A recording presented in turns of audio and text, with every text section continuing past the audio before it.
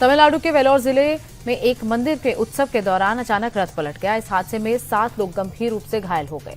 ये शोभा यात्रा मैनाकोलई उत्सव का हिस्सा थी, जिसमें शामिल 60 फुट ऊंचा रथ अचानक पलट गया।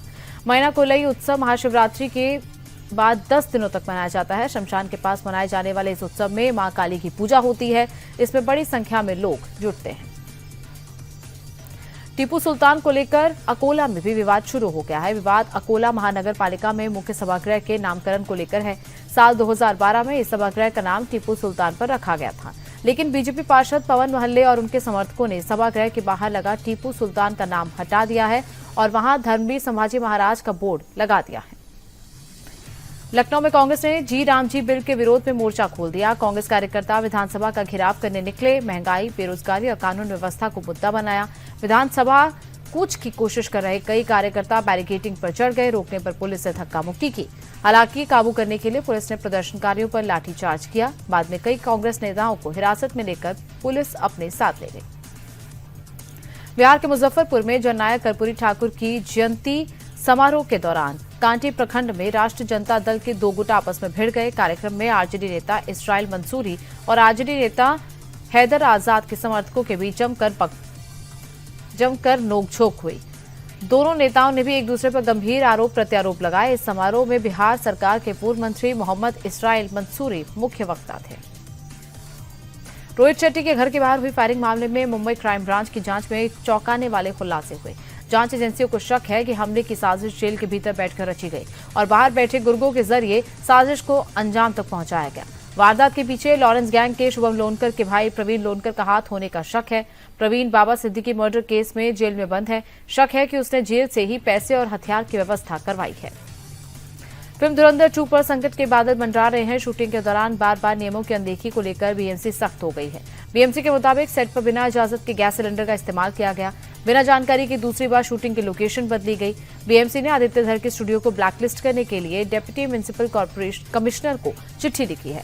इससे पहले सेट पर ड्रोन के इस्तेमाल को लेकर मुंबई पुलिस ने भी शिकायत दर्ज की थी।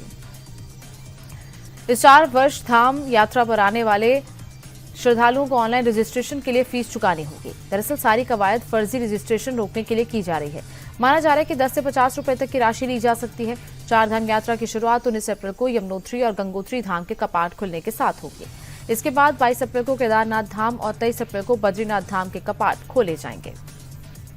फ्रांस के राष्ट्रपति इमैनुअल मैक्रों ने आज सुबह मुंबई के मरीन ड्राइव पर दौड़ लगाई। मैक्रों को सड़कों पर दौड़ते देख सुबह की सैर करने वाले लोग और राहगीर हैरान रह गए।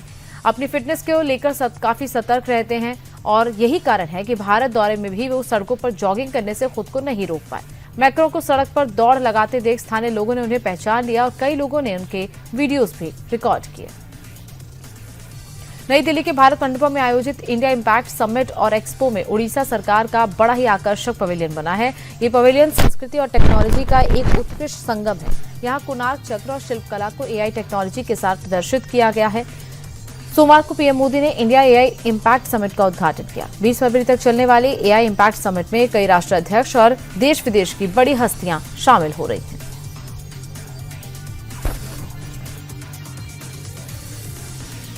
पीएम मोदी ने मुसलमानों के धार्मिक नेता और ग्रैंड मुफ्ती शेख अबू बकर अहमद से मुलाकात की। दोनों के बीच सामाजिक सद्भाव, भाईचारे और शिक्षा सुधार जैसे मुद्दों पर चर्चा की गई। ग्रैंड मुफ्ती शेख अबू बकर अहमद को कांतापुरम एपी अबू बकर मुस्लियर को कहा जाता है। वो देश के 10वें ग्रैंड मुफ्ती हैं। उनका ताल्लुक केरल से है। उन्होंने कोझिकोड में जामिया मरकज की स्थापना भी की। अबू बकर ऑल इंडिया सुन्नी जमीयतुल उलेमा के महासचिव भी हैं। अमेरिका द्वारा बैन किए गए ईरानी तेल टैंकर्स पर भारत ने बड़ी कार्रवाई की। भारत ने ईरान से जुड़े 3 संदिग्ध तेल टैंकर्स को जब्त किया। हालांकि ईरान की ऑयल कंपनी ने भारतीय एक्शन को लेकर अपनी सफाई देते हुए कहा कि इन तीनों जहाजों का उसकी कंपनी से कोई संबंध नहीं है। बताया जा रहा है कि जहाज पहचान छिपाने के लिए बार बार अपना नाम और जानकारी बदलते थे, जिससे कि कोस्टल सिक्योरिटी में लगे एजेंसियों की नजर से बचा जा सके। झांसी में हाउस टैक्स बकायेदारों के खिलाफ बड़ा अभियान चलाया जा रहा है। नगर निगम के इस अभियान के तहत मस्जिद परिसर की 42 दुकानों पर सीलिंग की कार्रवाई की गई। कई महीनों से हाउस टैक्स जमा न किए जाने पर नगर निगम की टीम ने मौके पर पहुंचकर दुकानों पर ताले जड़ दिए। नगर निगम अधिकारियों ने कहा कि जब तक बकाया हाउस टैक्स जमा नहीं किया जाएगा तब तक सील नहीं खोली जाएगी। उत्तर प्रदेश के रामपुर में एक प्राइवेट स्कूल के फादर पर छात्र छात्राओं के साथ अश्लील हरकत करने का आरोप लगा है। स्कूल में प्रबंधक के पद पर तैनात आरोपी फादर बच्चों को अनुशासन सिखाने के बहाने अपने कक्ष में बुलाता था और अश्लील हरकतें करता था। इसकी जानकारी मिलने पर नाराज अभिभावकों ने स्कूल में जमकर हंगामा किया और फादर की पिटाई कर दी। मौके पर पहुंची पुलिस ने आक्रोशित अभिभावकों को किसी तरह शांत कराया और फादर को हिरासत में लेने के बाद मामले की जांच शुरू कर दी। यूपी के लखनऊ स्थित केजीएमयू में फिर मजार विवाद गर्मा गया है। ऑल इंडिया मोहम्मदी मिशन ने इस मामले में केजीएमयू के कुलपति प्रोफेसर सोनिया नित्यानंद और भूमि संबंधी मामलों के नोडल प्रोफेसर के सिंह के खिलाफ तहरीर दी। तो वहीं केजीएमयू प्रशासन ने छवि खराब करने और धमकाने का आरोप लगाते हुए मोहम्मदी मिशन को लीगल नोटिस भेजा है। गाजियाबाद में भी एक मजार तोड़ने पर विवाद हो गया। सोशल मीडिया पर भी ये वीडियो वायरल हो रहा है। इस मामले में साहिबाबाद पुलिस ने हिंडन नदी के पास एक पुरानी मजार तोड़ने के आरोप में हिंदू रक्षा दल के प्रिंस ठाकुर को गिरफ्तार किया। आरोपी ने मजार क्षतिग्रस्त करने का वीडियो सोशल मीडिया पर डालकर इसे अवैध अतिक्रमण बताया था। वीडियो में वह हथौड़े से मजार तोड़ते हुए दिख भी रहा है। यूपी के जालौन में रफ्तार का कहर देखने को मिला। शराब ठेके के पास बेकाबू फॉर्च्यूनर गाड़ी ने बाइक सवार को टक्कर मार दी। हादसे में शख्स पूरी तरह जख्मी हो गया। पूरी घटना का सीसीटीवी कैमरे में कैद हो गई। फिलहाल पुलिस वीडियो के आधार पर मामले की जांच कर रही है। यूपी के बागपत में गांव-गांव में फेरी लगाकर बर्तन बेचने वाले युवक की ईंटों से पीट कर हत्या कर दी गई। सूचना मिलने पर पहुंची पुलिस ने शव को कब्जे में लेकर पोस्टमार्टम के लिए भेज दिया। मामला बड़ौद कोतवाली क्षेत्र के सुल्तानपुर हटाना गांव का है। मृतक की पहचान शमशाद के रूप में हुई, जो मूल रूप से संभल का रहने वाला था। वर्तमान में निवाड़ा में किराए पर रह रहा था। गांव-गांव में फेरी लगाकर बर्तन बेचने का काम करता था। गुजरात की सूरत में आरोपी रिकंस्ट्रक्शन के दौरान बवाल हो गया। गुस्साई भीड़ ने आरोपी पर हमला कर दिया। पुलिस जैसे ही आरोपी को घटनास्थल पर लेकर पहुंची, वहां पहले से मौजूद लोगों ने आरोपी के साथ धक्का-मुक्की की और थप्पड़ मारने की कोशिश की। पुलिस ने कड़ी मशक्कत के बाद आरोपी को भीड़ से बाहर निकाला। आरोपी पर अपने साथी की कार में ड्रग्स रखने, अपहरण, रंगदारी और मारपीट जैसे गंभीर मामले दर्ज है। राजस्थान के अजमेर में जमीन विवाद में वकील की हत्या कर दी गई। हत्या का आरोप वकील बलवीर सिंह के भाई पर लगा है। प्रॉपर्टी विवाद को लेकर आपस में झगड़ा हुआ, जिसमें धक्का मुक्की के दौरान वकील के सर में गंभीर चोट लगी और इससे उसकी जान चली गई।